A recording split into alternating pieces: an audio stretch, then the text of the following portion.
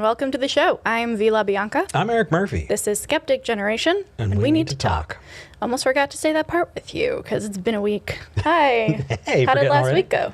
It went really, really well. I know that you needed some rest, and I'm glad that you got to have it. I did miss you, but it was fun last week. Good. Yeah. Awesome. Apparently, I pissed off some people. Apparently, I was reading through the comments, and whew. Right? Yeah, we should talk a little bit about it. But I do want to kind of set some expectations for this week and next. So for all of you who have been following the adventures of Eric and V seeking to not disobey God's commandment and not populate the earth, Eric has completed his portion of this project, and next week, hopefully, it will be my turn. That's right. So I will be going under the knife. It's going to be a little more intense for you. A little more intense. I'm getting melon ball, just scooped right out. But I'm super excited about it. I've been trying to get this done for months and months and months, and apparently it's happening. I don't even want to say definitely because I've heard horror stories, but let's just assume right now that by this time next week, I will be laid up, probably pretty loopy on some pain meds. Yeah. And while that might be fun in front of a camera, something also tells me you're going to be probably in and out of consciousness as well. And definitely not looking polished. Like, I pity you having to look at me for that first week, because I'm just going to be like, whoa. But so next week, it's very probable that Eric will be hosting alone again. And I know I've been on and off. And so I definitely have a show or two to host solo while you take some relaxation later in the year. Oh, yeah. Yeah, thank you in advance for supporting, tuning in, and giving Eric that love that he so well deserves next week. And holding me accountable. I continue to hold me accountable. Although, I hope somebody calls in, because people have been absolutely shredding me in the comments from last week. If you, go ahead. I just want to jump in with that. Hey, if you come into our comment section and you have a valid critique or a critique you think is valid, and you're not just trolling, because we understand it can be fun. You're bored, you're lonely, you do what you need to do. But if you come in with a valid critique and you think that we have done something wrong, we would really encourage you to call in. We have the number in the description. It is toll free. You don't have to pay anything, no matter where in the world you are. Like, give us a call. Tell us why we were wrong. And it's very probable that we will be like, oh yeah, you make a good point. Redacted. So yeah, give us a call if you truly disagree with how Eric handled last week. But for those of us who weren't here last week, give us a little bit of a lowdown. Absolutely. So last week, I was celebrating the fact that Alex Jones has been sued for almost $1 billion. It's a lot of money. It is a lot of money. And it really does feel like, for such a long time, I know we have a lot of international viewers, and y'all are keeping up pretty well on what's going on over here, which is great. You're better at it than we are, keeping up on what's happening in your country, guarantee it. What happened was Alex Jones, for those under a rock, is a conspiracy theorist who lives right here in Austin, Texas, where we live. Lucky us. Yeah. It just collects so many awesome people, this town. Yeah. No. Anyway, a few years ago, there was a school shooting, one of the many. It was at an elementary school, and he accused he claimed that it was a fake event that didn't actually happen, that the parents were crisis actors, that the kids were actors, and no one was hurt, and it was all just a stunt to take away, freedoms. But the important thing to note here as well is that Sandy Hook was like the first in a very long time, and I believe one of the very first in like an elementary school. So it wasn't just like one of the many. It was kind of the catalyst that started a whole bunch of this rash of school shootings that we're seeing now. And so his dismissal of it is considered to be a component of why it wasn't taken as seriously. Fair enough. Moving forward. Fair enough. Anyway, couple that with the fact that we had a president for several years who, I mean, we had the Teflon Don as a president. We had somebody who, no matter what you did, nothing would stick to him. And actually seeing somebody have consequences and then watching usually when you see those kinds of people double down, they're somehow able to confuse their way out of things. And instead, he's just confusing it into worse and worse and worse consequences. And those consequences that he's earned, very, very rightfully fucking earned, are spreading out. And I remember as a Christian reading about biblical curses, right? Generational curses, and thinking, man, that's really not fair. You know, why should the son pay for, you know, the sins of the father, essentially, right? Yeah. But watching this play out, this is a secular version of seeing why that would be the case. And, you know, for people who still don't have enough information, Alex Jones has been accused of funneling millions and millions and millions of dollars into shell companies, some of which are owned by his parents and family and all of that stuff. And so, yeah, you know, people are going to be looking and being critical of the kids of that, you know, and basically when he dies, it's not going to be over. And honestly, I hope that makes him suffer. And if you, the viewer, are upset about that, then please let me know if you're also upset about the fucking lives of the families that he's hurt. Well, no, that's not. No. Let me know if that's also the case, because if that's the case, you're consistent. But the fact is if you think that free speech is something that should be protecting Alex Jones, if you feel like me taking glee at the fact that he's hurting the people around him with his actions, I'm actually seeing a world where consequences, just a little bit, every little bit, I'm going to celebrate, because you're actually seeing people being held accountable, and I want to see more of it. I want to see more of it. I hope that it acts as a deterrent. I hope that in the future people will think, holy crap, not only am I going to screw my entire life up by making everybody else miserable with these conspiracy theories, but it's going to damage the people around me as well. And I'm down. I hope he suffers. I want him to suffer, because the thing is, I don't think there's any amount of suffering he can have between now and the day he dies that will balance out the suffering that he's caused up until now. And I really don't think that there's any way he's ever going to pay back, not financially, not emotionally, the damage that he's done. But I'd love to see a world where we try to make sure that we get that as close as possible. So yeah, I want to see him suffer. I feel like we're going to have a longer conversation about this. I really do, because I understand that visceral positive reaction to this, but taking your stance to any form of like logical conclusion brings me places I personally would not want to go. So I'm very curious to break that down a little bit more. Maybe if we're like low on callers or something, we can just like divert into a mini versus and just like talk about it, because I think that's super interesting. I have my own thoughts. They are not as visceral or as Eric's. Apparently, I care much more about other things, I guess. But and the thing is I was absolutely smashed with people in the comments being like, I can't believe Eric is taking this perverse glee. It's like, you mother, are you? If I should be celebrating anyone getting what's coming to them, the consequences of what Alex Jones has done, I'm celebrating. I should have bought a fucking cake. I might still buy a fucking cake.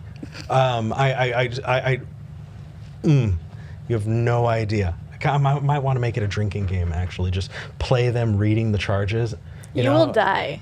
You will pass out from alcohol poisoning, and then you will die. Because it did go on for like 20 minutes. Just constantly.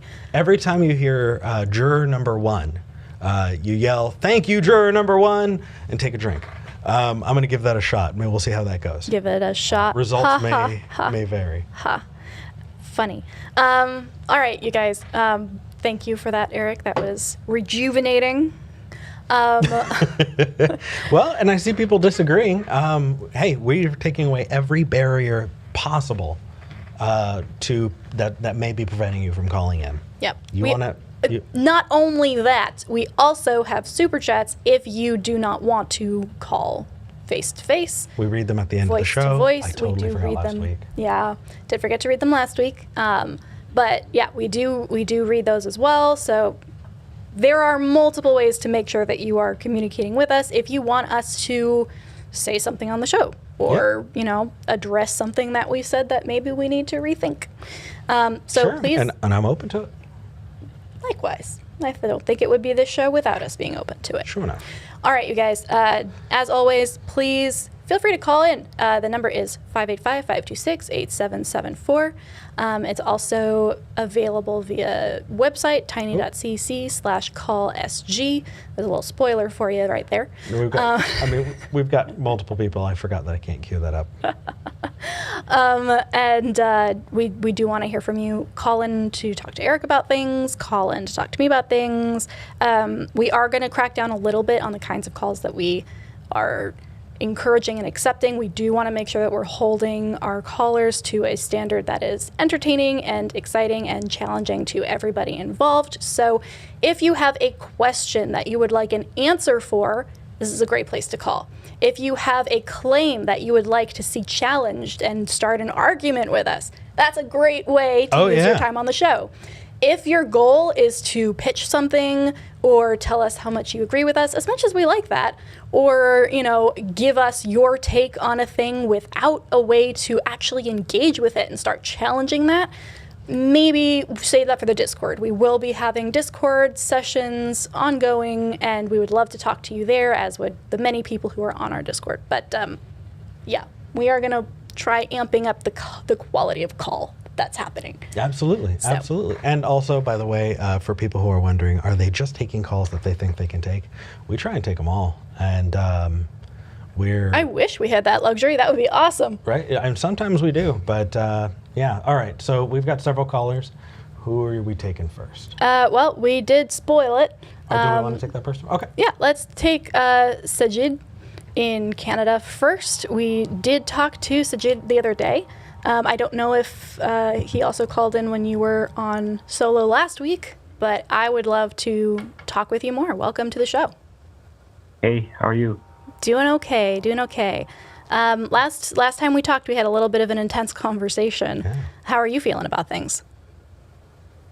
Better. Good. Okay. That's good. For people who are following in or just tuning in and wondering what's going on, Sajid has called in and has been very open and honest. Called in and wanting to kind of discuss what he believes. And Sajid, were you raised in an Islamic household, or is that something you came to as an adult? I came to that on my own. Okay. And then now, through kind of working through and thinking about that more, it sounds like you've just got a whole lot of questions and a whole lot of concerns that we've been trying to address and talk to you about, and we're going from there. So now that we're up to speed. Yeah, you called in a little bit to talk about the patriarchy in Islamic societies and the control that's being exerted over women. Is that correct? It is. Yeah, give us your thoughts. Give us a question. How can we help? Yeah, if anyone's been following the news about Iran, there was a woman that was killed about a month ago in Masa Amani, because she refused to wear a hijab, and then she was beaten to death, basically. Mm-hmm. Yeah, it's been going on for like 6 weeks now, I believe. It's caused a whole bunch of protests, and it's really stirred up a lot of anger in the Muslim world. Mm-hmm. It's made me angry too. Yeah. I think it would make most feeling people angry to have to think about that. What happened? There was about 6 weeks ago a Muslim woman in Iraq Iran, sorry. Iran was taken into custody for not wearing a hijab and beaten so badly that she got put on life support and eventually died. Fuck. And since then, people have been rioting. And that's where I've definitely seen the riots. Right, that's kind of what started that. Now it's 6 weeks ago, so people are still going at it. There have been schoolgirls who have been taking their hijab off at school and like protesting in that way. There have been, riots in the street. It's been intense and ongoing, and I believe Indonesia just kind of also joined and has started like lending their support via protest as well. So, wow. It's definitely an ongoing thing. Someone in the comments says that she was wearing a hijab, just not, in air quotes, correctly. Oof, didn't know that. That's even more concerning. Jeez. Yeah. Sajid, I'm happy that we're talking about this, especially because I know that this cuts pretty deeply into your faith and what you believe, and watching people who claim to follow the same God and obey the same rules as you, taking it to this kind of an extreme.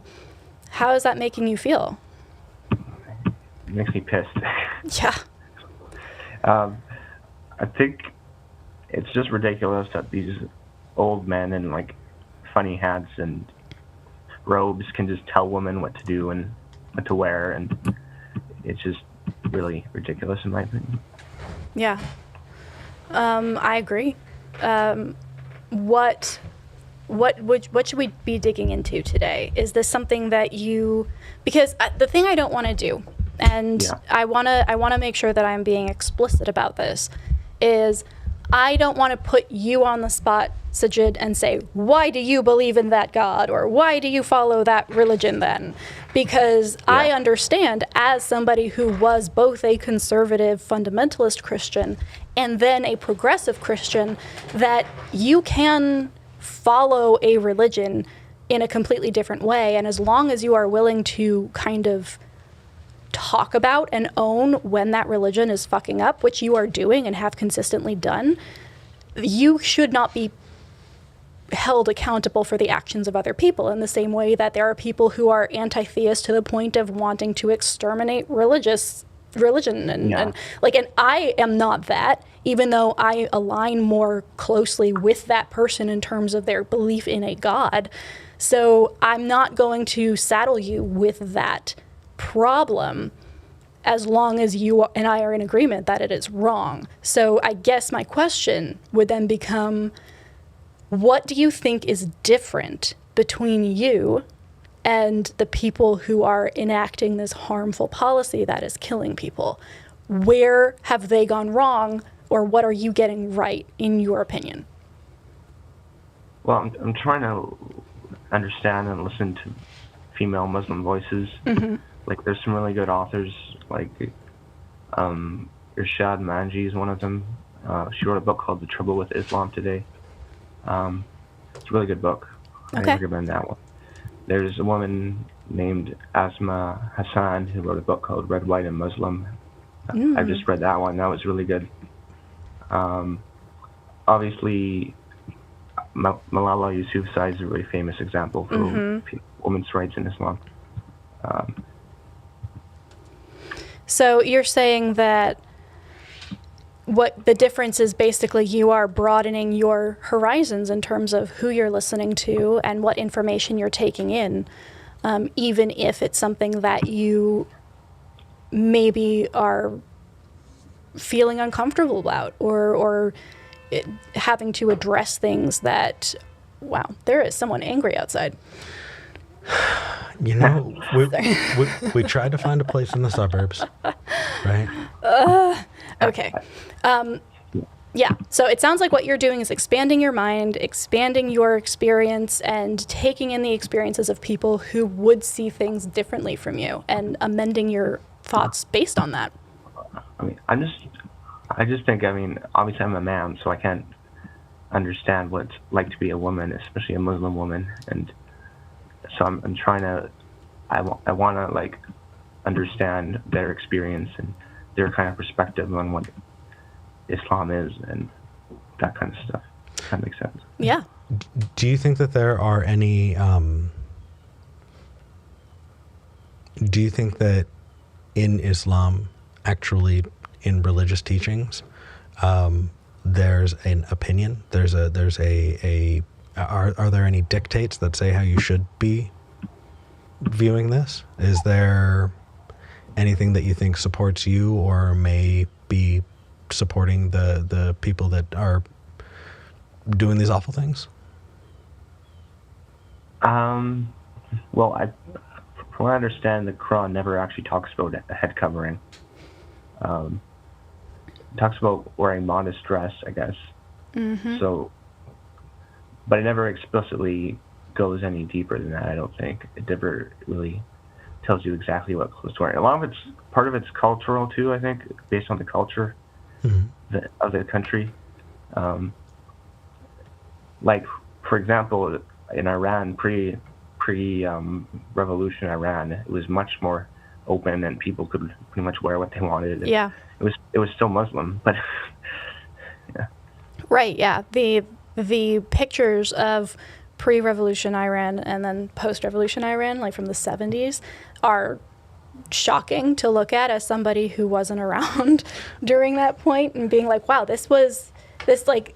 we have this conception that, oh, well, certain religions or certain countries have always been this way or whatever. There's something, fundamentally different or worse about it. But it was not that way up until fairly recently. I mean, to the extent that it is now. Well, like, so here's where we challenge my understanding of this. I don't think it's a social thing in the way that you're discussing it, Sajid. Because from my understanding, the difference between those pictures then and now has been a return to a fundamentalist, more intense religiosity. That the freedoms that you're talking about came from a society that was less religious. And it was the implementation of some really, really intense things like Sharia law, the really, really, really intense governing bodies who are just forcing religion down people's throats. Their religious beliefs that has caused this. I don't think it's a social change as much as it is, this is what happens when more religion happens. And pointing back and talking about that, my understanding is that the good times that we're talking about is when less religion was there. Am I wrong there?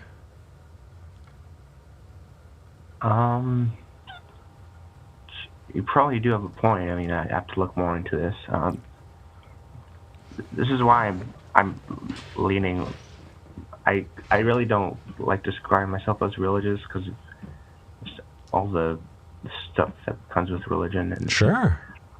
I still have some beliefs, I guess you could call religious, but it's more like a I've talked about this before, but more like a mystical sort of way of a meaning system. Yeah, and that's something that's a journey. I think that it's important though to contextualize and talk about things because given the format, people are listening, and I think that it's important to point those things out. And to be clear, this is not just a Muslim problem. Here in the United States, you have representatives like Marjorie Taylor Greene, who have God. Yeah, you're in Canada, and you know that, right? These are people who are reflecting Taliban talking points. Yes, and I want to use that as kind of a. I mean, I want to just push a little bit on an assumption that I think I heard from you. Possibly it's just me expecting to hear that assumption. What's up? So reading in. Hit me. But I don't know if I would qualify the revolution that happened in countries like Iran and things that are happening now with Christian fundamentalism and extremism on the rise in the U.S. as a return to something, because the state of religion now and what religious extremists believe is vastly different than what very they new. used to be. Yeah. And so it's not necessarily, oh yes, it was always this way, we got away from it and now we're going back. You're right. This is a new breed of religious extremism. That is revising history. That's revising history and saying, no, we are correct. This is the way it's been. And accepting that is giving them power. It's not old. It's not the way things have been. This is new, and they're trying to push a new agenda using old language. That's fair. So That's fair. I would just, give that a little bit of time as well. I appreciate that. Definitely. Yes and. Yes and. Sajid, Boko Haram. That is a group that believes that Western education is evil. Is that right? Am I? I don't honestly know. I'm not part of Boko Haram, so I don't No, know. not knowing apart, not any of that. It's just that I keep up on the crazy groups from the religion that I came from, just because I want to know. So my assumption is that you might too. Sorry about that. Boko Haram. I'm sorry. No worries. So just north of here in Austin,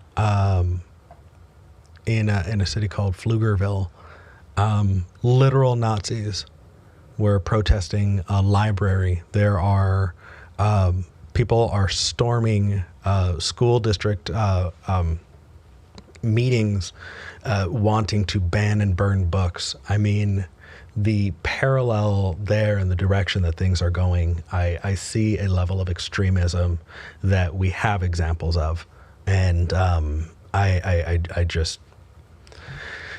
It's not on topic. I'm just a little pissy today. Sajid, I want to commend you for calling in and talking about things like this as somebody who identifies with that religion. That is what we need more of. We need more people. We don't need everybody to give up their God belief. What we need is for people who do maintain God beliefs and participate in religions to hold the bad ideas and the anti-humanist ideas accountable in public ways, so that people understand that there are better ways to do things without having to completely rewrite your identity or your worldview. Yeah. So you are doing a really crucial part of making the world a better place just by calling the show. So thank you so much. Oh. Thank you then. Quick, Quick question. I'm sorry. It just occurred to me. Sajid, if you weren't already questioning, do you think that seeing what's going on in the news would cause you to question? I really have to think about that, to be honest. Totally understood. It just seems like an interesting thing to ask. All right. Well, thank you for calling in. Thank you for dealing with my rant. And please feel free to call back. Okay, sure. All right. Take care. Have a good day. I always feel so out of my depth talking about religions that are not the one I was a part of. If you guys have, like you did in the comments, oh, actually it was that she wasn't wearing hijab correctly. Mm-hmm. Like, that is super important and super helpful. So thank you. I don't know. I think I might just be in a really, really weird bubble, because being caught up on what the televangelists are doing, and the people who call themselves prophets of God, and the intense fundamentalist stuff going on, I can't seem to not keep going back. I don't know. Maybe it's just a masochism. But going back, I feel like we're on different. I keep going back to listen and read and find out what the hell they're doing. I mean, we have the show where we encourage those people to call in. So true, yeah. Are we really out? Is the question. Who would you like to talk to next, Eric? Well, there's someone who wants to hold me accountable for the Alex Jones thing, but we can move on. There is someone who wants to talk about free will, and I love those conversations. Where do you want to go? Let's talk. Well, we did specifically ask people to call in about the Alex Jones thing. Jim in Ohio would like to give his 2 cents about it. So let's bring Jim on and see what he has to say. Jim, welcome to the show. Hi. This is my first time calling in, so it might be a little awkward. Oh, that's totally fine. Yeah, you're super good. Okay, hold my feet to the fire. What do you got? Okay, first of all, I've been watching you guys since Talk Heathen. Nice. Oh, cool. Well, thanks for following us over. It's what I was calling about, but hearing you while I was waiting about the people storming libraries and banning books, I just can't understand what's happening to this country. I mean, it's just like something exploded, you know? Everything was okay, it was still bigotry and things like that. But, you know, we seem to have been growing, and now all of a sudden, I feel like I'm living back in the 60s with the riots and the tear gas. What the hell happened?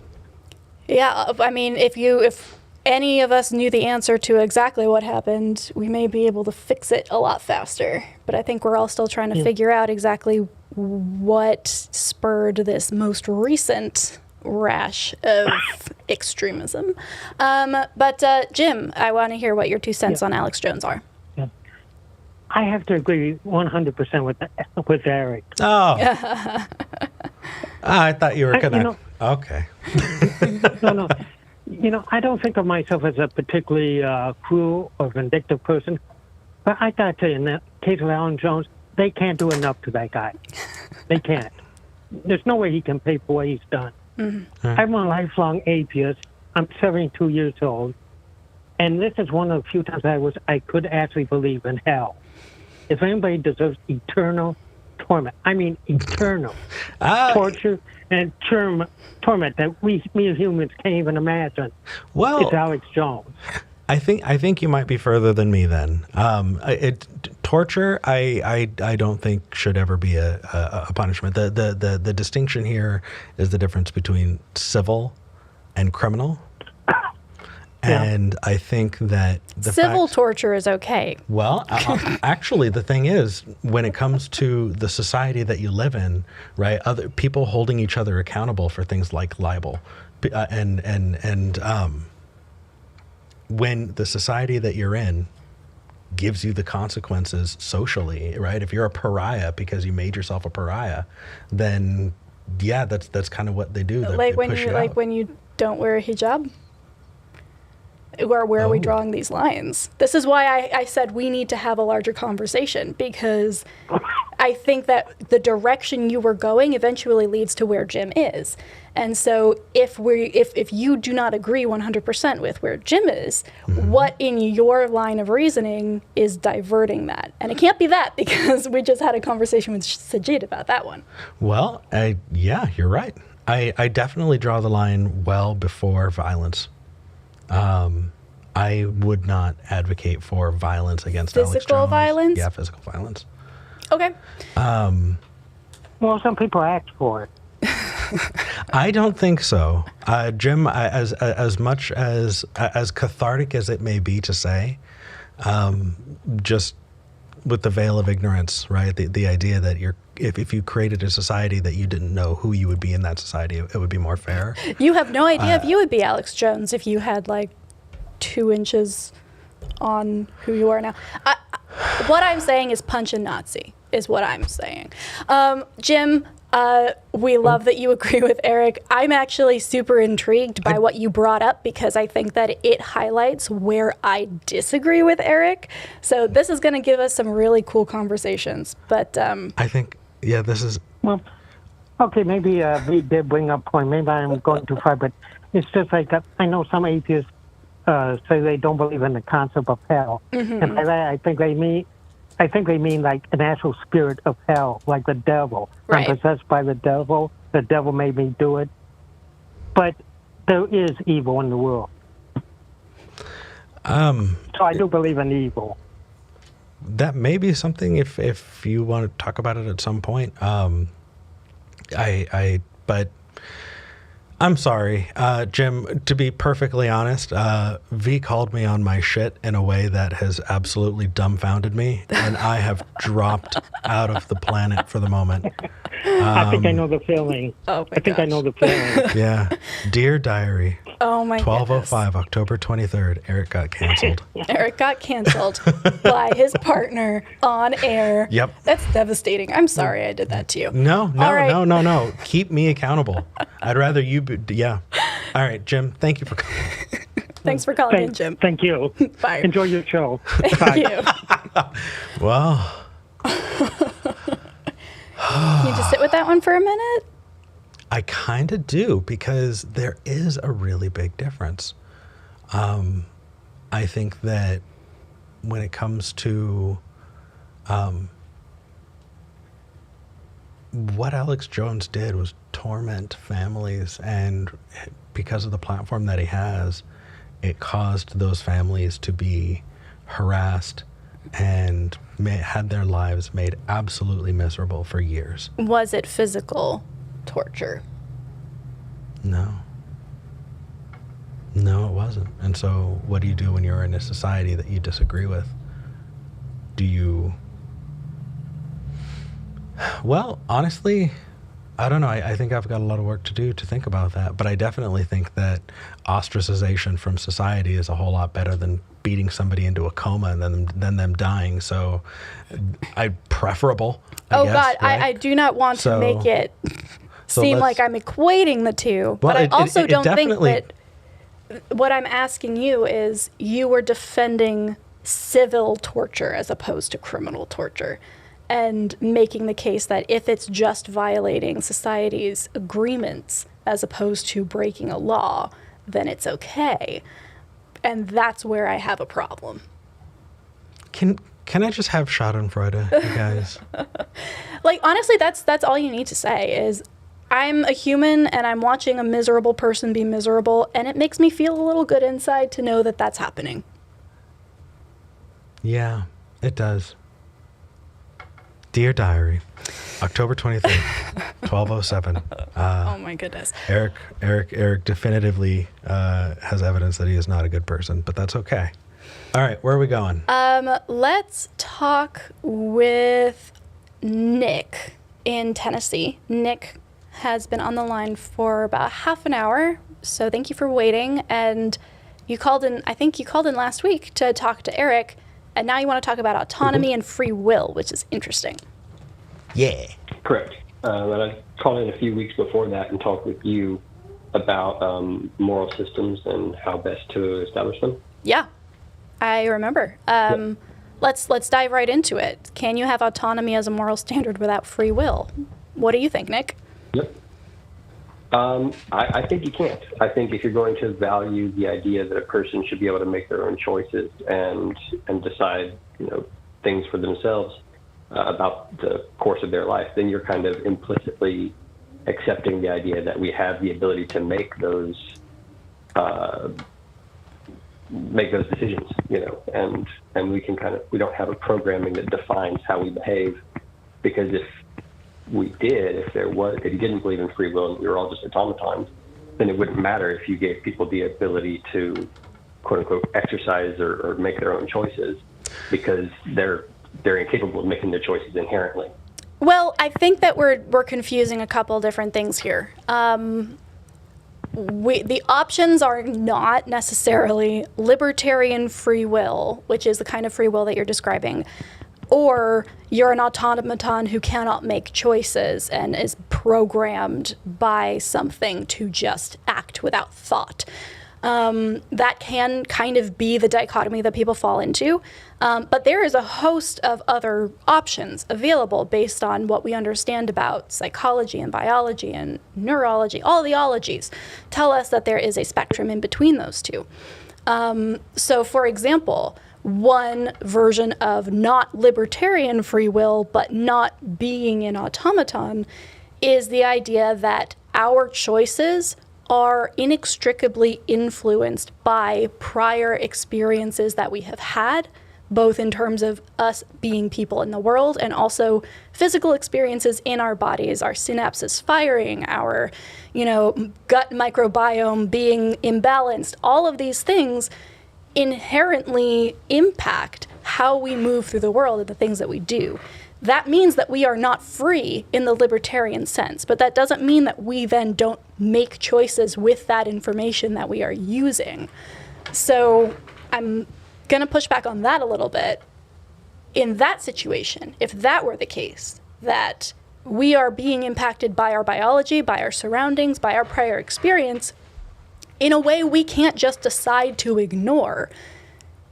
How does that factor into this conversation? Because that's more where I stand when I'm talking about not having free will or my own doubts about it. My understanding of how I work in the world is much more in line with what I just described. Okay, so the idea then would be that we are capable of making our decisions, but those decisions are influenced by the stuff around us. Right. That works. So you would say that, yes, you can value people's ability to,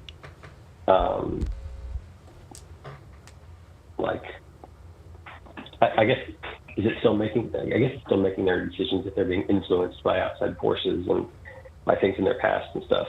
Yeah. So what? Are there any? Can I offer a little bit more? I'm actually super curious about the question that Nick was going to ask, and then we can dive deeper in. Okay. I didn't have like a particular rebuttal or anything. I was just kind of like processing and working through it. Okay. Yeah. So it sounds like an argument from consequence, and I kind of want to explore that because whole other direction. Interesting. Yeah. Okay. So the argument from consequence is an informal fallacy that people use that can it's flawed epistemic reasoning. It is not a good tool. And my best example for the argument from consequence is the Holocaust was awful. And if it had actually happened, that would be really bad. Therefore, it didn't happen. Please no one clip that in an uncharitable way. Yeah. So that's obviously a bad argument. It is, but you can kind of see where the heart is. Somebody going, I am having trouble recognizing the reality of a thing because it's just awful. And if you have this, I mean, libertarian version of free will, I think that moving to not that does feel, at least to me, like a downgrade. It loses its specialness. And I think that a lot of people will point to exactly what you said, Nick, which is, well, then consequences would be bad if this was true. But that doesn't actually impact whether or not it was true. Okay, so you're saying that my question would, like in the context of a argument from consequence, would be that if people didn't have free will. Yeah, if people didn't have free will, then they may not. I'm sorry, I'm not seeing the connection. No worries. So no worries. So it sounded like, how can somebody be held accountable, right? How can somebody how can you judge someone's moral standards if they don't have free will? That sounded to me like what you were saying, and that's why I'm tying this back to the argument from consequence. Okay. I think that wasn't quite where I was going. Yeah, because I mean, it could have been further down, but yeah, because I think that what I was taking from this isn't an attack on whether or not we have free will, but whether or not, if we both agree that we don't, autonomy is a good standard for morality, which is what I've been saying. So I've been holding these two things publicly, that I believe that my base values are autonomy and consent. Those are the two that I abide by. And I also don't think that we have libertarian free will. And so I think Nick is calling to be like, all right, how do you parse that? If these are your values, but you don't think that we have choices, how can autonomy and the ability to make choices be something that you think is necessary? Is that more around what you were coming in with, Nick? Yes, it was. Okay. That's interesting. I guess to me that the autonomy free will argument stands regardless of whether or not free will exists. So to me, that exists as a pillar that isn't really influenced by the outcome of the conversation. How do you mean? Sure. So yeah. All right. Oh, no. Nick, you're the guest. Go for it. Well, I guess so. One of my questions, I was kind of pondering this over the last week or two, is if we are kind of influenced, right, in a way that kind of causes us to make certain kinds of decisions, but then if people get these intrusive thoughts or kind of like a wild hair, or they'll just like do something kind of uncharacteristic. And so I was wondering if there was value in the idea that people should be allowed to make their own choices and deviate from expectations, social norms, etc. Because like if we are kind of all in a way programmed to be deterministic in our decision making and whatnot, then adding a little bit of like entropy, I guess, or chaos into the decision-making process for somebody could be like I'm just going to call it spicy determinism now. Like that's just what that is, spicy determinism. Yeah, I don't know, Eric, does that kind of touch on what you were... I mean, I feel like it just proves the point. Like when you're talking about autonomy and consent, does it become more or less valuable if there's free will? Is it more or less useful? Right, that's the question. Not necessarily the value outside of a practical sense. Like, is it practical to defend the ability to make choices if we don't have the ability to make choices? Ah, the consent part. Yeah, I choose to do this with my life. Autonomy, consent. I choose this person as my, life mate. Like these things are based on the ability to make choices. So if I don't think people can make choices, what's the value in it? Eric has joined the conversation. Oh, hi, Eric. Hi. Who was I just talking to? Somebody who is still in a punitive mindset. Somebody who is thinking about how society treats that and not on the more in-depth scale where you both are. We're coming out of the conversations we've been having and moving into the realm of practicality and like more esoteric stuff, I guess. And I was entirely thinking that we were bringing context. I apologize. Eric has joined the conversation. Continuity on this show? Right. No, you're good, because my conversation with you, I think it was last week when V wasn't there, was that like we talked about if a God were good by the standards that we've been discussing, that God would value free will and allow people to make their own decisions. And then, but if that God also believed that they had the best like plan for how people should behave, then that God would need to create a place like hell, a place of exclusion, where people who wanted to do their own thing and make their own decisions could do so without messing up the world that he created. So it's understandable that you'd be thinking about it in kind of that punitive or the macro sense. Because that's the context of the conversation you and I had last time. That's very charitable, Nick. Thank you. And I pushed back on that hard last week. I like the idea of hell as just a playpen, like where you're like, oh, this kid's just getting into. Let's just put them in this place right here until they chill out. Well, I mean, yeah, that's how a lot of some of the more progressive Christians view it. That is true. There's also an argument to be made for the fact that we're in hell now, like Earth is hell, by that definition, I guess. But that's a different conversation, I suppose. Oh, that would be fun to go down, but we need to keep topic. You did call in with something interesting. I do want to make sure that I've officially answered your question, which is not actually an answer, but rather a redefinition of what I mean by determinism.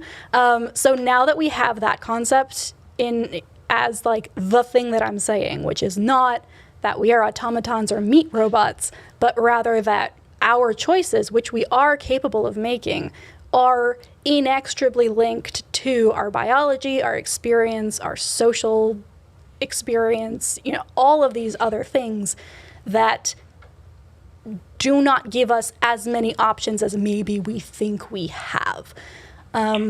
In that case, do you think that autonomy and consent can exist in that worldview? I think that they can, but I think that there's a trying to think of it, like a value change. Like if we are more, the more we are influenced by our past and by the things that make us like what we are, the less libertarian our free will is,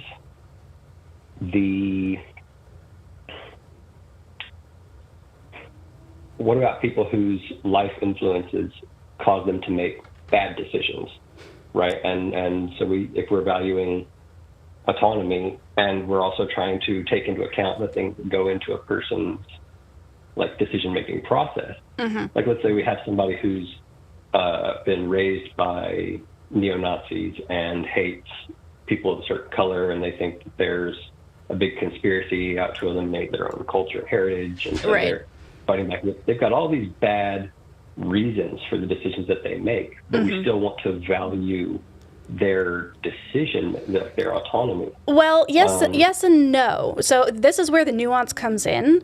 And the thing is that autonomy and that consent is necessary for everyone in that situation. And the problem, the core issue with Nazism, with fascism, is that it takes away the autonomy and consent of large groups just for being a part of those groups. So what that person is doing individually is violating the autonomy and consent of multiple other people. And at that point, we then have the situation where it's mitigation of harm, right? Reduction of harm. How can we make the least harm happen? If this person, this theoretical white supremacist, never does anything, never talks to people, never engages with people, and just lives in a basement with his thoughts, cool. I'm not going to go in there, bang the door down, and commit him, right? That's his, like, I'm not thought criming anybody. But the second that that ideology comes into the real world and starts participating and harming people by violating their autonomy and consent, that then becomes a situation where, yes, both people are practicing what they believe or what they see as the truth, but it becomes a question of harm reduction. And most of the time, that means getting rid of the fascist. So, yeah, that's kind of where this becomes a much more complex conversation. When does one person's autonomy to, like, stop at the other person's autonomy, right? So, I'm so for those of you listening to the podcast or who have not been looking at your computer screen, Eric is giving me very weird eyes right now, and I'm very curious about what that look is for.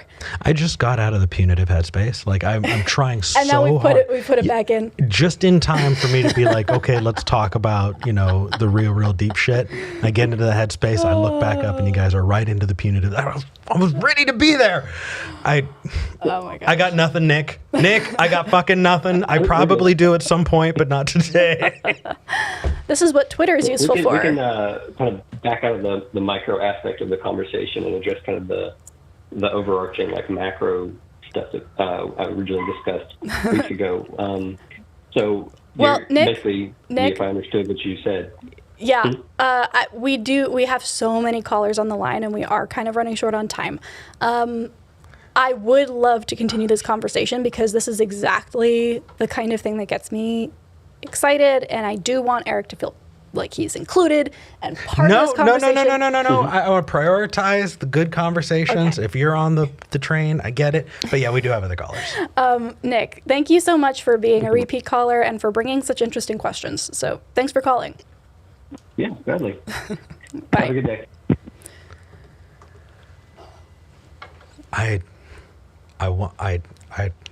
I'm happy to contribute.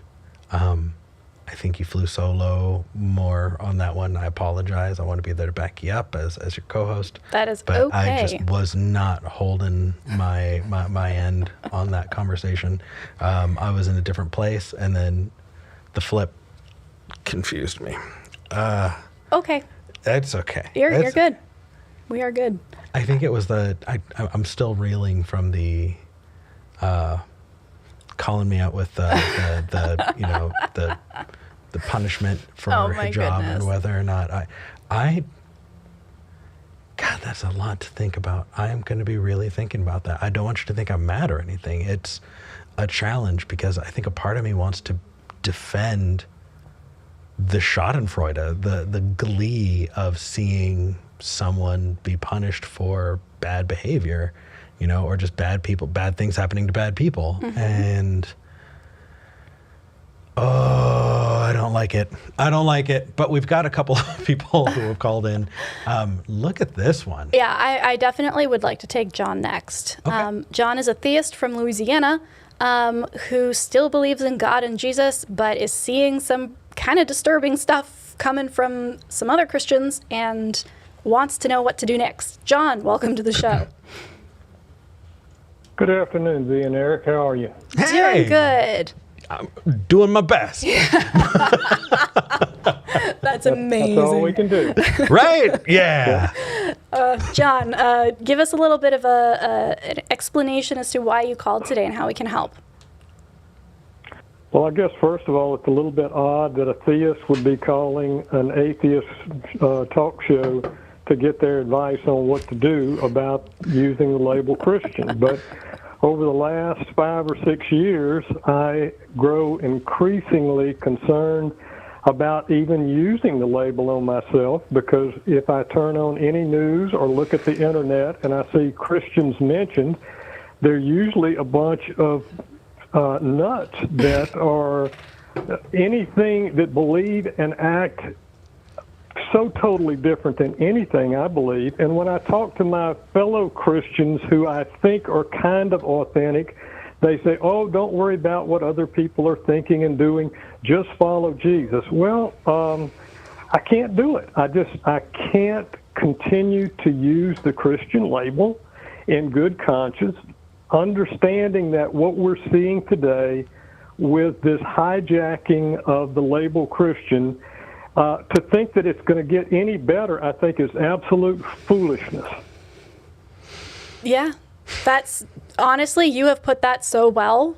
I just want to play that, John, just you explaining the situation anytime that question is asked of me. I'm just going to listen to this guy. He has the deal. I don't know. There are so many places to go with it. I'm trying to figure out where I want to go with this. So here's the thing, John.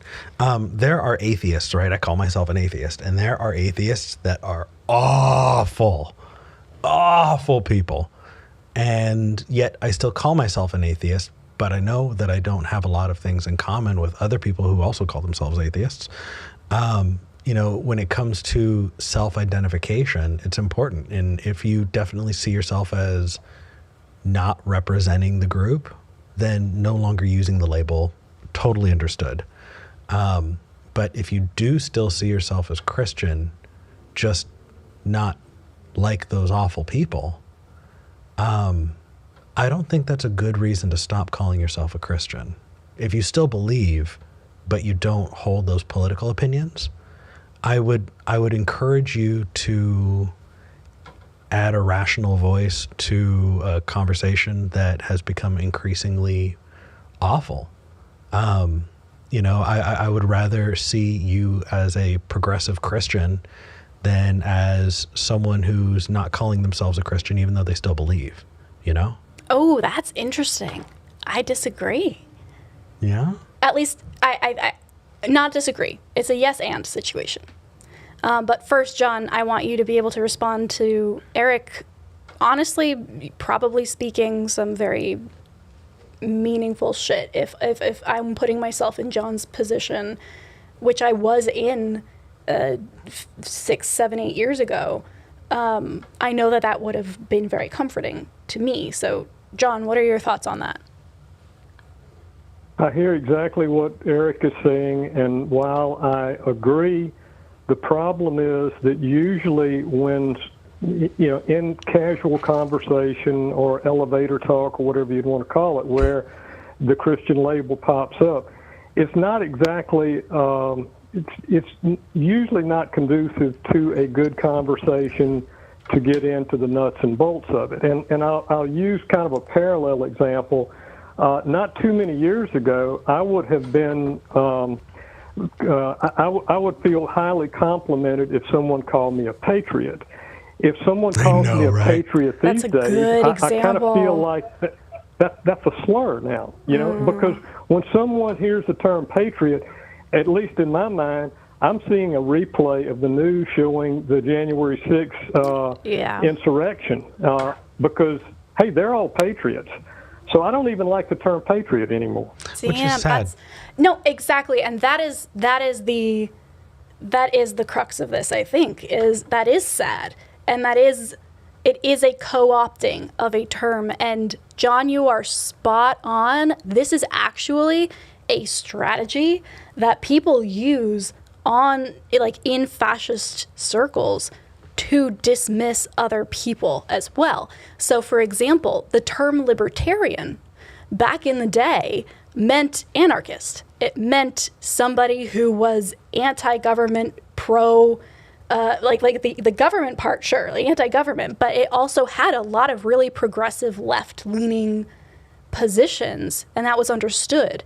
And there was a concerted effort in the 50s during the Red Scare to take that term and make it into something that was associated with what we consider in the US to be libertarianism today, which is just capitalism without government oversight, essentially. And so you are absolutely correct. This is a thing that happens all of the time. And the question then becomes, when do you push back? When do you say, no, this is a label that I want to use? And it's going to differ for everybody. And I think that's kind of what you're getting at as well. Like, if you want to keep calling yourself a Christian because you like being one and you are a good person, you can continue to use that label as an act of resistance to the people who are actively co-opting it from you. That would be a valid decision to make. If that's not something you feel like doing, you can believe whatever the fuck you want with whatever labels you want.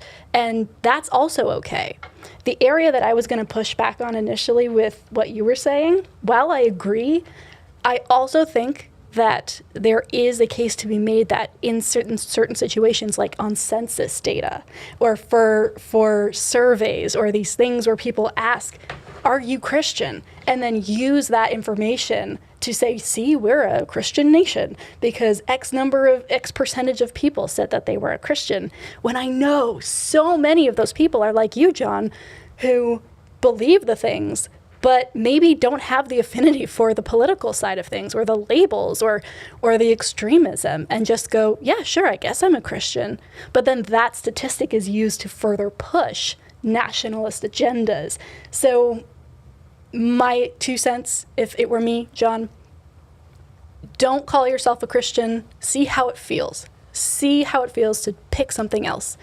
Play around with it. No one's going to hold you accountable to it or say, well, yesterday you said you were this, so why aren't you still that? Yeah, no, I mean, it doesn't mean that you don't believe. Right. I've met plenty of people who said that they are Christ followers. Well, aren't you a Christian? I don't associate with that group, but they still believe. Like, I guess my concern there is when we first started the conversation, if you were to ditch the Christian identity because you didn't agree with the politics, like I think you should not believe if you're going to leave Christianity, you should do it because you no longer believe, not because you disagreed with their politics. But that's a binary that doesn't exist. V, you're absolutely right. You can still believe and not call yourself a Christian. That I get it. I just definitely want to encourage you to find community. John, you got to find your people. Yeah. There are plenty of progressive groups. I know a lot of people have had luck at Unitarian Universalist groups. There are other progressive Christian churches that may be closer to where you're at. You deserve community where you are. You deserve people that you can care about, who care about you, who are right there with you. I encourage you to, if you are going to ditch it altogether, do it because you don't believe anymore, not because of politics. You know what I mean? Mm-hmm.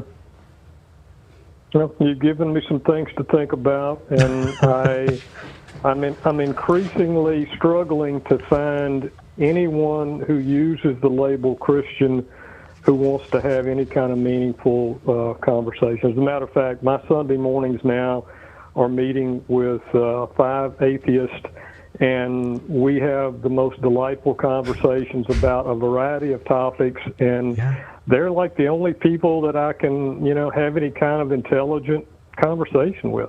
That's a scathing critique of the religion that you're coming out of or coming from, that it is not healthy, and you lose a lot of good, thoughtful people like John if you refuse to have the conversations and don't ever want to get deeper into things. But John, thank you so much for calling. This honestly has been such a delight to talk about with you. You put things brilliantly, and I appreciate that. Call back. We are happy to talk to you about anything that you might have questions about or just want to get deeper into. Yeah. Thank you. I appreciate you being here. I like your show, and V and Eric, have a good afternoon. You as well, too. John. It definitely feels like it is calcifying. Yeah. I was talking. Kicks out anything that's different. Well, I was talking to a pastor actually a few weeks ago, who was telling me about something that happened in this pastor's congregation. I'm keeping it broad because it's not necessarily something that, but in this pastor's church, somebody had posted, I think they said Black Lives Matter on their Facebook. And someone else in the church was just like, no, we need to have them take it down. We need to have them publicly apologize. Oh my goodness. Or they need to be kicked out. And the pastor was just like, no, I think you need to not police other people like that. That's truly awful. And that person wound up leaving, and finding another church that was more the style. Yeah. It is calcifying, and it's scary. I'm glad that we're having these conversations. Absolutely. We have time for maybe 2 more calls. I definitely want to talk to David in North Carolina, just because this is an interesting conversation, and this will probably be fairly quick. David, welcome back. Hey there, how you doing? Doing good. Doing good. The wind is a little heavy on the line. I just left the porch. I'm inside now. All right. Appreciate Here we it. go. Well, what can we? So, hey, I want to ask shout out this that question. this was a really great show so far, man. I love Nick every time he calls. I really enjoy when someone stops to really think about it, and you hear it, and you feel the gears moving in their thoughts. I love it. I live for that. Same here. Thank you. It's been fun for us too, I think. I know I'm having fun. You seem a little bit Gobsmacked? a little bit.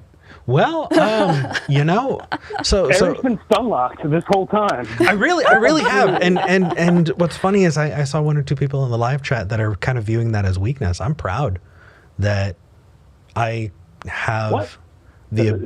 I'm proud that if I get challenged on something, that I can view it as exactly what it is, and that is a challenge that I really need to think about. That's not weakness, that's strength. Yeah. But yeah, I am a little gobsmacked. I'm trying my best. David, our video, tee us up. Yeah, absolutely. David, can we get into this? Because this is interesting to me. Oh, absolutely. So, all right, exposition here. 4 years sober as of December. And Congrats. in my recovery journey, thank you. It's been fun. But That sounds like the understatement of the episode. Over and over again. In getting sober through AA, which I'm no longer a part of, but a majority of my friends are in there, this idea over and over again that you should choose to be happy rather than choosing to be right to mitigate conflicts and I guess just like irritation among your community. Okay. And it never sat well with me, because if I'm choosing to be happy and, you know, not choosing to be right, like that, I guess it is a values thing, right? And I can understand arguing both sides of the situation. Like if I have a problem set before me, sometimes you have to choose whether to be right or to be happy. And I want to know where you guys landed on this. I think it's very telling that there are people who are happy knowing that they are wrong. I don't know. I feel like, to me, they're so interlinked, where like I don't think that it's, and again, like maybe I'm misunderstanding the context, and if so, like let me know. But for me, what it sounds like is, if you don't have anything nice to say, don't say anything at all. So in the context that I was raised with it, it was in a relationship, if someone is angry with you, right? If your partner is angry with you, you can be right or you can be happy. You can concede to whatever they're angry with you at and be happy in the house, you know, or you can but conceding when you them. know that you are right as a philosophy, not in the odd off chance that like, I'm just going to let that one go. But if that is your philosophy, you aren't going to be happy. This is every boomer dude watching. Just to be clear. This is all of like boomer comedy too. Is like, oh, well, I just let my wife do whatever she wants, even though I'm right, because, you know, happy wife, happy life. Right. And that's not actually happy. That grows into resentment really quickly. Oh, yeah. So, David, maybe give us a little more context, because we're taking this in so many different directions. Yeah, where are you? Yeah, in what context would you use the philosophy, as it was presented to me, is all interpersonal relationships. Okay. You know, whether I have a conflict with a housemate or someone at work. And I actually tend to use it at work. You know, I am I'm a lefty. I'm leaning left nowadays. But my workplace is very conservative. And, you know, I pick and choose who to have the conversations with. And which hills you want to die on. And absolutely. And, you know, some people are responsive. And then we've got anyone, George Carlin, that whole skit, fuck you, boomers. I love that. Love that skit. But I'm surrounded by a lot of those. Yeah. So, you know, it's not worth my engagement to I guess, prove these people wrong most of the time. Sure. So that is where I choose, you know, happiness. You know, if I bring up, you know, well, you're saying this, and I'm like, well, there's actually, you know, that's not right. It's not going to pan out in the end for anybody. Yeah. So walk away more frustrated. So I learned. Is that the necessary context? Yes, that is so helpful. Thank you.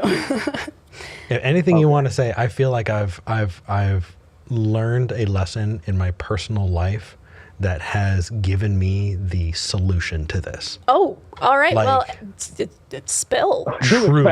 Yeah. Please tell us. David, you can be right and you can be happy. It doesn't need to be a dichotomy. Are you ready? I'm about to give you the solution to this. All right, please. Boundaries. Healthy boundaries. Oh boy. It is something as an adult I have needed to learn over and over again, and it is the hardest with the people that I love. Setting a boundary with somebody I care about, especially, is really difficult. But also at work, I've had trouble setting boundaries because I want to be a people pleaser, or I want to not create strife or conflict. But what I learned is that if I set up, hey, here's where I'm comfortable, here's the area that you can play. If you push into where I'm not comfortable, then, you know, you're crossing a line. And if somebody is going to be talking at you, right? If somebody's going to be, you know, expecting not to be corrected, then that's bullshit. David, if you say, hey, if they start talking to you, you go, hey, I just want you to know, if I disagree with you, I'm going to speak up. if you want to talk at me, I'm not okay with that. And if they do decide to talk at you, then you're justified in being able to correct them. I see absolutely nothing wrong with setting healthy boundaries for yourself and for the people around you. And the thing is, as long as you respect their boundaries as well, you should be okay.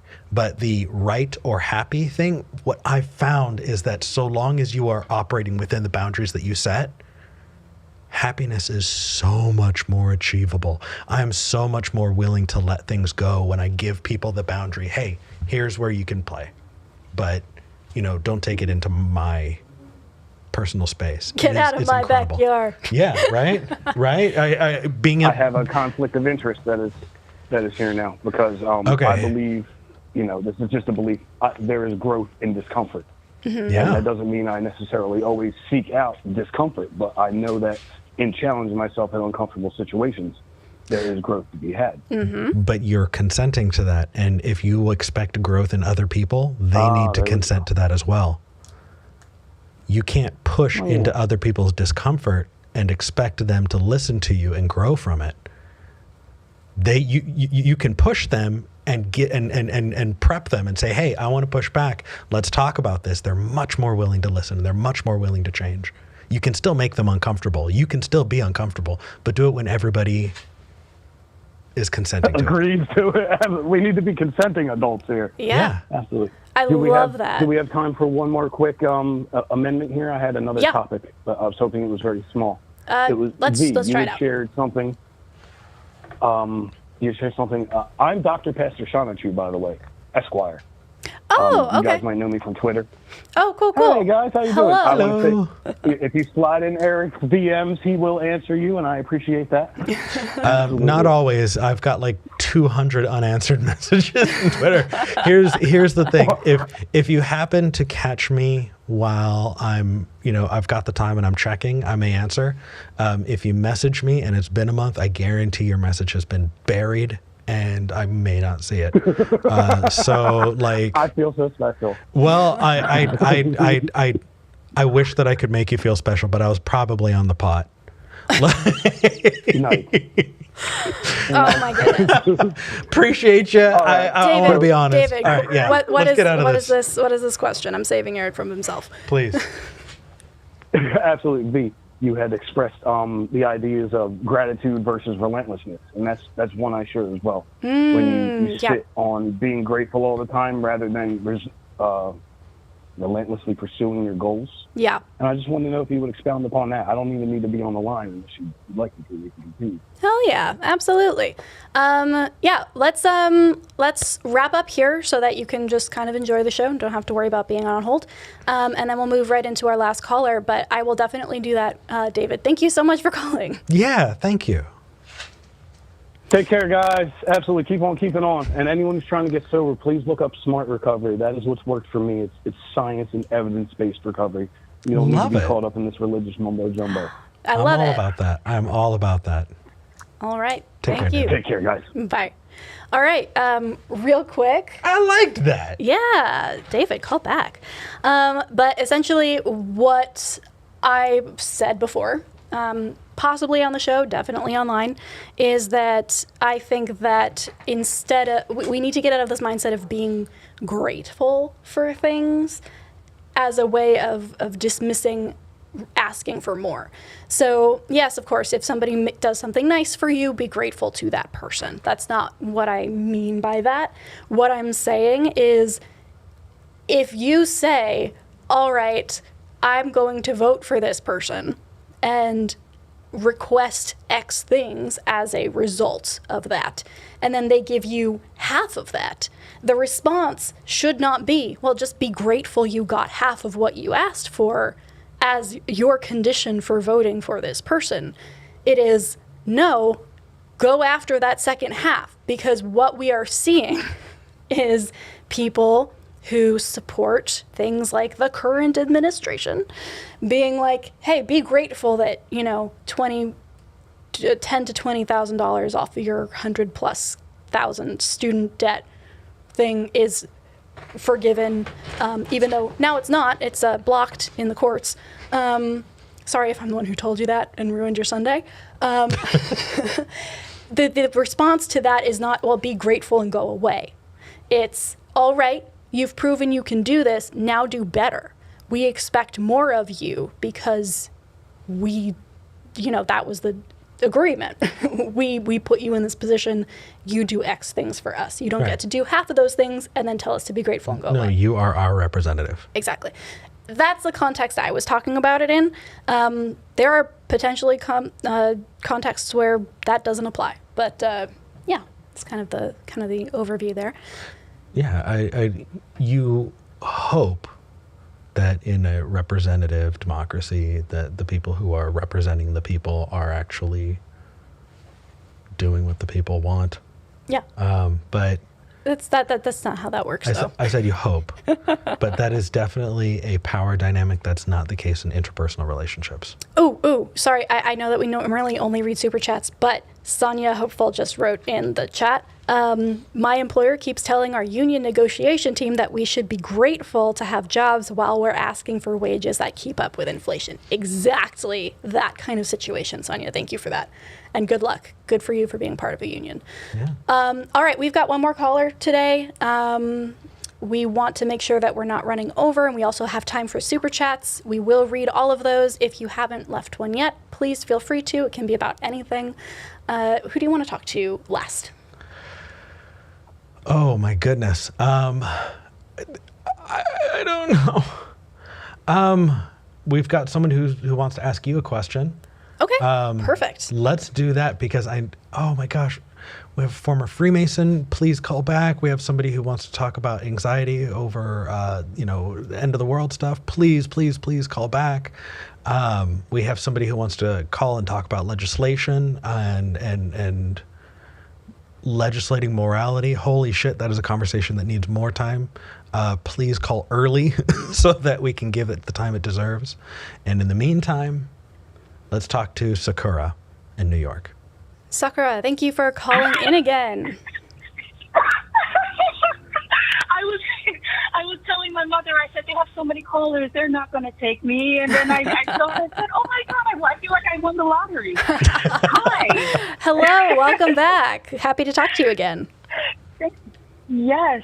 Oh my God, you guys had such amazing conversations today, and I almost changed my topic because you started talking about Alex Jones, and I said, I want to talk about this. But Bree said, stick to your original. I said, okay. This is definitely not something that I can relate to, so this is probably going to be a call mostly with V, but I think that it's important that we show that atheists come in all shapes and sizes and do all kinds of different stuff, and so wanted to give you the time. Yes. So. Thank you so much. I truly, truly appreciate it. And I realized Samhain, as many people know, it's Halloween, is actually on a Monday and not a Sunday. I said, I could have called next Sunday instead, but here we are. But V wouldn't be here. There you go. Perfect timing. True. So this is perfect. So I am doing my very first Samhain ritual next week, and I'm very excited and 10% scared because the last time I spoke to you, I was in that transitional, I don't know what to do. I'm now fairly solid with my spiritual identity, and I'm making moves forward. So I guess my question is, for a ritual, how do you make sure or know if you're doing it right? And I know people say, it's whatever you feel, whatever comes for you. Some people say, there's a certain way and then there's your way. I just wanted some input from V, your perspective on this. Absolutely. I'm actually super excited that you called about this because I'm also in the middle of doing a ritual for Samhain, which is also kind of scary. So we're in the same boat. I don't know what yours entails. I think some people would be a little weirded out if I described mine on air, but hey, DM me at Author Confusion on Twitter if you would like. We can continue this off air as well. So what I combat that fear with, because we are ritualistic beings. We put things into categories of good things and bad things and, beneficial things and scary things that are hurtful. And that's kind of just how we build our view of the world, regardless of what that worldview is. And when you're doing rituals that are maybe not as common and not as accepted in society as just things you do, right? I doubt that there would be people who are worried about putting their Christmas tree up the wrong way in case something bad happens, apart from like it being set on fire or knocked over by a cat. Those people aren't concerned about that, even though that is also a holiday ritual that a lot of people engage in, secularly or religiously. So there's an element of just not having it be normalized, even in our own minds yet, and that giving it a tinge of that scariness that will go away. I'm going to be honest with you, though, Sakura, the way that I practice is through a lens of basically naturalism. So I could show my altar or my workspace to 4 different witches of varying degrees of spirituality or practices or streams, and they would all probably say I was doing something very wrong. Like, oh, you're facing north? What is wrong with you? Or, you used the wrong color of binding thread. That is going to backfire so hard. Or, there are so many things that people have these opinions about very strongly. And for them, that's how they should run their rituals. That's how they should do their practice. And I don't want to fall back on the intention is everything line, because I'm sure that you've come across that before. If your intention is good, then nothing bad can happen, because not true in the real world, not true there. But I do want to say that there is nothing in my worldview that I can do that will bring about spiritual harm to me or to other people. It is, there could be spells that, don't work or, don't feel good or mess up somehow. But that's all going to be on a purely physical basis, right? The other day I was doing a ritual with a raw egg and I dropped it. And that was sucky. Oh, no. And that was I dropped it. That sucks. But that wasn't oh, well, I have to start all over now because now everything is wrong and I'll die tomorrow otherwise. So, yes, on the one hand, I get it. There is a lot of stress put on doing these kinds of rituals correctly.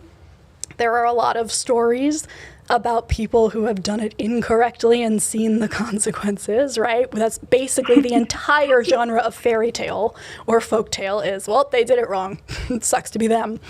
But what I want to encourage you about, at least from where I'm sitting, nothing is going to happen to you or to the people that you love, even if you get this ritual massively wrong. If you did it backwards and did every single thing the wrong way, you would still be fine. Everything is going to be okay. You may learn what works for you. You may learn what doesn't work for you. But that's the extent of really the danger here. So I totally get it. And you're going to be okay, even if everything goes wrong. So I hope that helps. I was telling Bree that they gave me advice, you gave me advice, and a friend of mine gave me advice. I said, well, if 3 people are essentially telling me the same exact thing and they don't know each other from a hole in a wall, then go with that advice. So I'm so glad you said that, because it really solidified, again, what I was feeling, but I wanted to make sure that is how I'm going to approach it. And I'm speaking of gratitude. This is essentially the focus of what I want. And so I give you gratitude for your words of wisdom, and they helped me so much. Oh, I'm so glad to hear that, Sakura. Thank you so much for calling in. Thank you. And I know it's been months, but I'm going to be listening in more often because now you guys have such amazing conversation. I mean, you always do. You've never had a bad show, from what I've heard.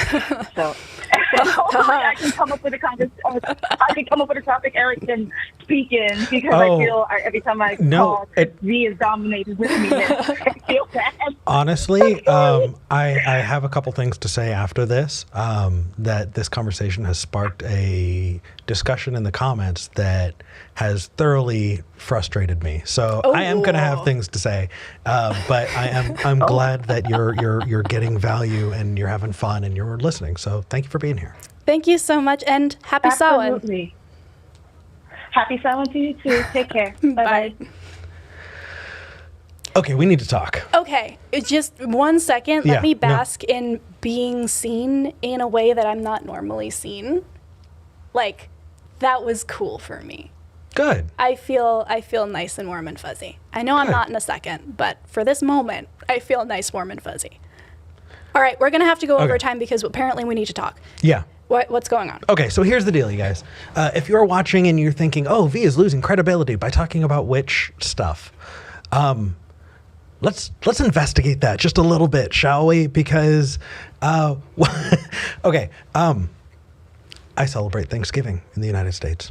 I also celebrate Christmas, and I know that that's a Christian appropriated holiday, right? People say, and I've had atheists tell me, oh, Eric, why do you celebrate Christmas? That's something, that is tied to Christianity. And you know what? Any opportunity that I get to celebrate the people that I love, tell them that I love them, or have fun, I will celebrate those holidays because I get to. It doesn't mean I believe in it, right? I have absolutely gone and gotten shit-faced during high holidays. And when I get invited, I go because it's great. The food is great. The drinks are great. It doesn't mean I need to believe in it. If I celebrate a holiday that is tied to a religion, I get to get out of it what I decide to get out of it. And I don't need to believe those supernatural things for that to be the case. Now, if you hear witchy stuff, but you don't put it in that same category, what does that tell about you? What are you bringing to the table that makes a holiday like Samhain, right? Or what was the one that you did last month? Mabon. Mabon. Yeah. Holy crap, you guys. Our entire house smelled like fresh baked bread and pumpkin stuff. And it was fun. Because we got to have an excuse to have fun. And so, some people get value out of ritual. They do that kind of stuff. It doesn't mean that they think that they're actually changing the world in the same way that just because you set up a Christmas tree or because you have kids and you wanted to hide, eggs with chocolate in them in the backyard or whatever the case is, that is your cultural heritage. Now, sometimes you can get involved with holidays that aren't the culture you were raised with. Just like me, I was not raised Jewish, and yet anytime I get invited to a Jewish high holiday, I'm there because I fucking love it. So if that removes credibility for you, you're a fucking moron. Oof. And if that removes credibility from V because they're having fun with the holiday, you really got to investigate what that means for you. Because it doesn't mean that there is magic. It means that we're taking time, right? We actually we lost a patron, somebody who got really, really upset that, we were talking about witchcraft. And what are you bringing to the table that makes it so different from any other holiday? Any other group that creates time to celebrate or bake things or just have a good time. I also, celebrate the New Year. I celebrate my birthday. I celebrate St. Patrick's Day. I celebrate any opportunity I get to live the best life I can and celebrate the people around me, especially to tell those I love that I love them. And if that is a problem, if that loses credibility, you can do better. If you are watching this and you think that there is a loss of credibility and you're wondering why is that the case, I encourage you to investigate that because you should do better. That's my fucking rant. I feel very supported. Yeah, well, you guys, come on, do better. Well, here's what I would say in a. Can we get Sakura's off the? Sorry, yeah. You are so far out there in defense, and I love it. It's not defense. It's not defense, because here's the thing. I didn't get challenged that way, and I think if I did get challenged that way, I would have understood it a whole lot better. That's fair. That's fair. Here's what I would say. If I don't care about being credible to you. Like, that is not why I do the show. I do the show to connect with people who need to talk to someone and to advocate for better ways of thinking and being. And if you don't think I'm doing that, that's your prerogative. You can leave. I really cannot express to you how deeply I don't care. But secondly, if you are feeling particularly upset about things like witchcraft or paganism or anything in that realm, I would take that as a sign you have not fully deconverted. Oh, shit. I said it. You haven't fully deconverted, because the reason that those particular things make you feel as aggressive as they do, it is because Christianity has explicitly been on a centuries-long anti-propaganda campaign against those specific things, and you've bought into it. And that's fine. I did too for a while. So did Eric. It's a thing that you do if you are born in the U.S. in a Christian country. You think that witchcraft is uniquely bad for some reason. That's fine. But you have to deconstruct that. Or don't, but then don't make it my problem. You know what? It also comes up in other places. I know we're running over, but it also comes up in a... Do you know how weird I felt when we had that legalism conversation? Right? Talking about legalism and the way you interpret the Bible. I don't believe, and yet I had feelings, right? You had feelings. When we had the different definitions of it. Yeah. Yeah. When it comes to things that I was taught to believe, things about Christian practice, when it was done wrong. Yeah. Even after I stopped believing, I was like, oh, that's not right. Like, it sticks around. Yeah. You really can't expect all of it to go away. And I still find that in my life, and I'm still working on that. Yeah. So don't think that you failed somehow in not fully deconstructing. It's just another place to look. Yeah, fully. I love that. It's just another place to look. All right, you guys. We are over time. We do want to get to all of the super chats, though. We do. So let's dive in. Do you want to go first, or should I? So I can. Chloe Stone sent $5 and says something Cthulhu Riley Fatagan. Glory be to the great old ones. May Cthulhu spread his... It's not fully going. Madness and rule this planet. Agreed. Ia Cthulhu Fatagan. I'm glad you took that one, because I would not have gotten the reference. Viper Zhang sent $5 and says, what is taking away someone's entire net worth if not financial torture?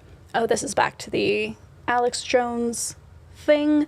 Honestly, I'm with you, Viper, on the specifics of that, not whether or not Alex Jones deserves it, but I think that drawing a distinction between physical torture and the kind of torture that is happening right now to Alex Jones and his family is arbitrary. And if you are, like, I think that you could make the case that both are forms of torture and both are equally aggressive.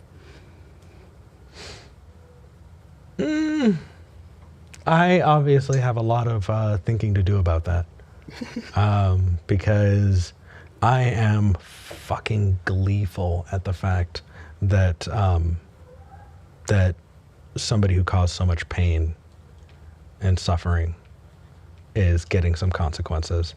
I'm so gleeful, and I guess I got to think about what that means if I were to be consistent there. So I got work to do. Junk Shop Library sent $10 and says, I want to agree with Eric regarding Alex Jones. But I also feel like I'm standing in the crowd yelling, crucify him in a socially acceptable way.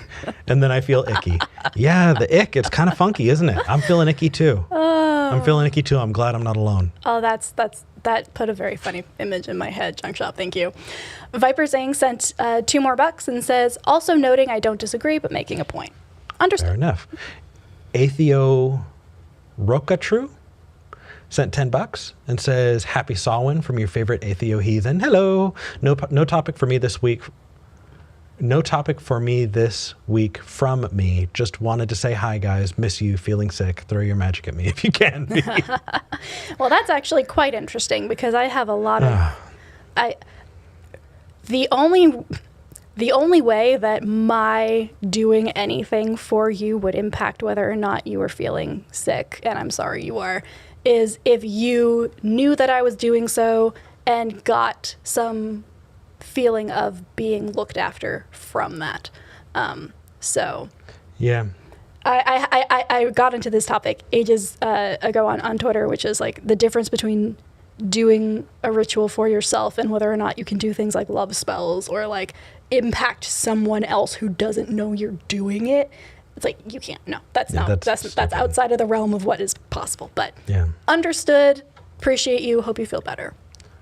Tyerson sent $5 and says, besides autonomy and utilitarianism, what moral standards should a person or society use as the basis for their ethics? I mean, you kind of use the ones I use. Well, consent. Well, yeah, like autonomy, consent, and harm reduction, or, utilitarianism, I guess. Is like... I disagree. If you want to see utilitarianism brought to its conclusion, look up Jeremy Bentham and the crazy shit that he wrote down. He actually wrote this massive list of the punishment for every crime and how it should be doled out and just... But that is definitely in the buffet and a scoop that you should grab, but it doesn't mean that you should dive into the bowl. Honestly, if you're using autonomy and consent in my worldview, you can also add in whatever else you want, put whatever toppings you want on your froyo. Mm-hmm. We're good. Little bit of stoicism, maybe. Oh, stoicism is so toxic. Skepticism. I hate I said stoicism. A little bit. There's so many other ways of being that are not stoicism that get you all of the benefits with none of the toxicity. Oh, I can't wait to see the comments after this episode. Yeah. Sarah Dye sent $20. Thank you, Sarah. Says, I'm trying to be a positive Pollyanna while feeling sick after getting a flu shot and COVID booster yesterday. Please indulge me. What is each of your favorite things about this past week? Ooh, great question, Sarah. And I do hope you feel better. That definitely. Duo can pack a punch. Eric, what was your favorite thing about this week? Healing from my vasectomy. Yeah, that qualifies. I'm not sitting on ice right now, and that feels good. My favorite thing was actually, I'm gonna say, the new coffee shop I found this week. I've been needing to go to a coffee shop and work because that's my preferred way of existing, is in a coffee shop. And I found one that's really nice and isn't just like a Starbucks drive-through. So yeah, I'm excited about that. I got something else that actually made me really happy too. Oh, what else made you happy? The most Pennsylvania thing I've ever found. Oh my gosh. It was amazing. Yeah. Y'all, if you know Pennsylvania, then I found Yuengling Hershey chocolate. It's Yuengling. Yuengling. Thank you. Yuengling Hershey's chocolate porter. And it is the most Pennsylvania thing I could possibly imagine. And it brought me joy. It was amazing. Okay. It was amazing. Quagma TV sent $5 and says, happy spooky season. I shall be fighting for the skeleton army. Eat your calcium. Have any spooky ween plans? I'm going as a Venus flytrap myself. That sounds like fun. My Halloween plans are going to be finishing out my Samhain ritual and recovering from surgery. And I'm not making any other plans apart from that. Yeah, I'll be taking care of V, and I'll be happy doing Binge watching the ending seasons of Supernatural. We're on season 11. Don't judge us. It's so painful. You know what? It's October. It's not spooky. I'm writing an entire thesis while watching about that show. It's so bad. It's scary. Okay. We have Tierson sent $10. Thank you, Tierson. It says, some Christians are annihilationist and believe that hell is just ceasing to exist, like the beliefs of most skeptics, rather than continuing to exist in eternal torment. Is that hell immoral? I think it is more moral than a hell where people suffer forever. I don't think that I would say it's I'm not sure. I guess I'd go with amoral. I don't think it has a moral bent, but I think I'd need to think more about it. I think if you're going to subject someone to something, even an amoral thing, without their full consent and ability to say no, then it is by definition immoral. Graham Smith said, I live in Pennsylvania. OMG. I know, right? Yeah. Sarah Dye sent another $5. Thank you, Sarah. And says, I have a weird and most likely ignorant question. Is there a term for non-binary witches, wizards, etc.? Can you pick your own, and how does that work? Witch, wizard, like, they're all gender neutral pretty much. I know that, like, in Harry Potter and things, like, witches are girls and wizards are boys or whatever, but, like, witch is just a gender neutral term. You can pick your own, totally.